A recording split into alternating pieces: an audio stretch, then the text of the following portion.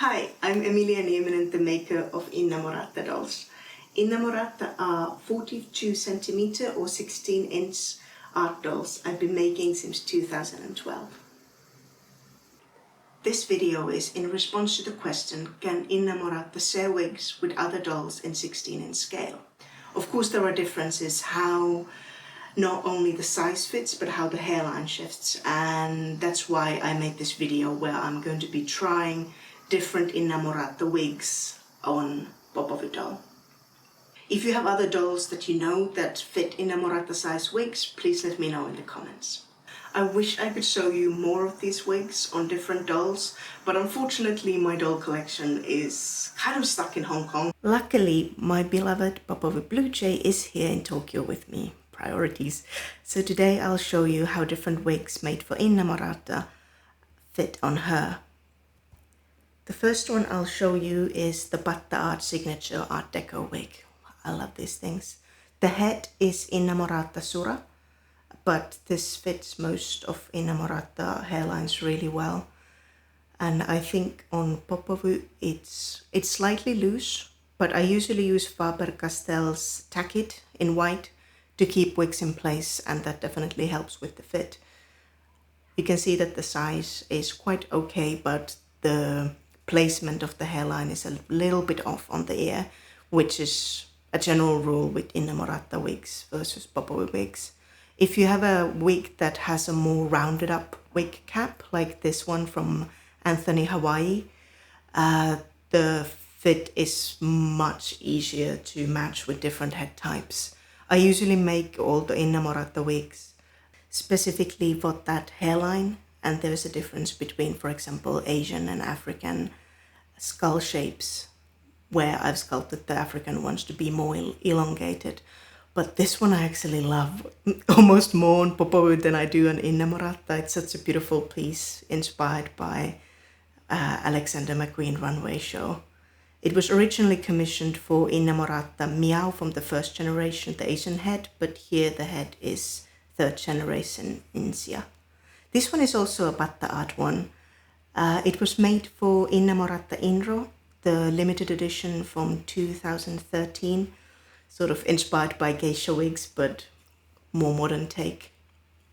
Inro was supposed to come with this elaborate hairpiece, a Chinese landscape carving that I was making out of cork, but it was impossible to produce at the time. Nowadays with 3D printing, it could be done.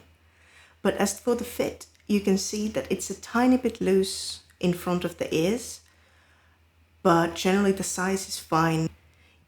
Although hardcap wigs are stiff by nature and that allows the beautiful hairlines, they're still a little bit malleable, so you can sort of bend them to the shape before putting them to each doll. The next wig is one of my own. I made this a couple years back as a part of a collection where I was just obsessed with braiding several strands of hair together. The head sculpt is Alita, so this is the third generation variation of the Charo sculpt that was in the second and first generation.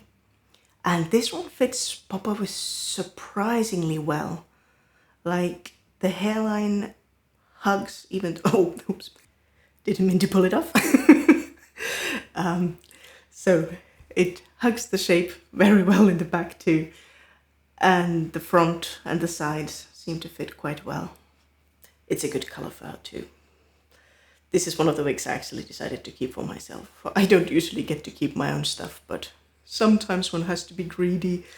This is also one of mine, made for the Asian head. I don't think I've actually photographed this yet. I've been waiting for some fashion that it would work with. And for Popovy, it kind of has a tiny bit of a gap in the front, sorry for the blur.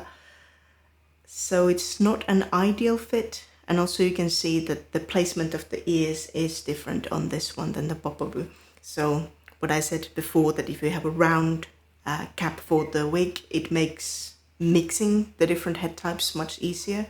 But I really love a natural hairline and widow's peaks, so this is specifically made for the Asian sculpt. And this one is the Shani sculpt that used to be called Valerie in the previous generation. I know the head names are very confusing.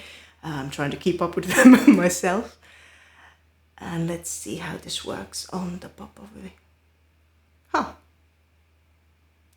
Okay, the hairline isn't ideal from the side, but from the front this fits very well.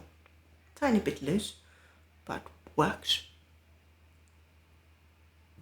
I think I made this one for the 3rd generation sample dolls photo shoot. This one is one of my old favorites. It's by Ilaria from Italy, a time of doll, and it's such a stunning mohair wig. I love anything Marie Antoinette related, and Ilaria's work has always been so inspiring. And on Popovy, it's a perfect fit. Like, it just hugs the head really tightly. It doesn't need any tacket. Sorry for the blur again. It's hard to keep focus on these tiny things. I'm kind of obsessed with this hair color, in particular on the lighter resin tones. It fits the Popovy resin beautifully. The Inamorata latte resin shade is a tiny bit warmer, but fits it well too. The next wig is a kind of Marilyn Monroe inspired bombshell wig, and as you can see from the way my fingers are touching it, this is completely rock hard solid helmet. I had to absolutely soak it with hair gel because they look beautiful the moment you make them, and then you ship them and you dress the doll and they're a mess. Well, I'm surprised how well this fits. Even the hairline seems perfect for her. Blonde bombshell hair with a nose ring is so Gwen Stefani, no doubt era. I'm kind of digging this look. Oh, I wanted to show you the difference between the head shapes without wigs. So the Popovy head is really round, whereas this is the Inamorata African head that is very Egyptian and elongated. So you can see that the skull shape is very different and how that would affect the hairlines in the different wigs. The different Inamorata sculpts have slightly different back of the head, even though the sort of sideways shape is the same. So they can share wigs, but even from Inamorata sculpt to another, there is a slight difference in the hairline.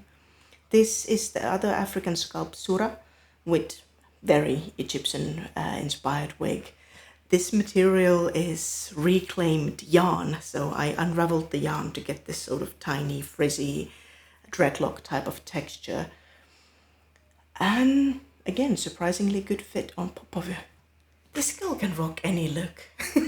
Now she's an Egyptian goddess. I hope seeing these different wigs on her shows you how the shapes differ and how the same size can be still shared, and also how different the same doll can look in different wigs.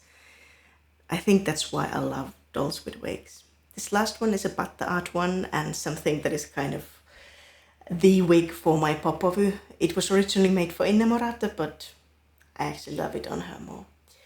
So that's it for today. Hope this was helpful for you.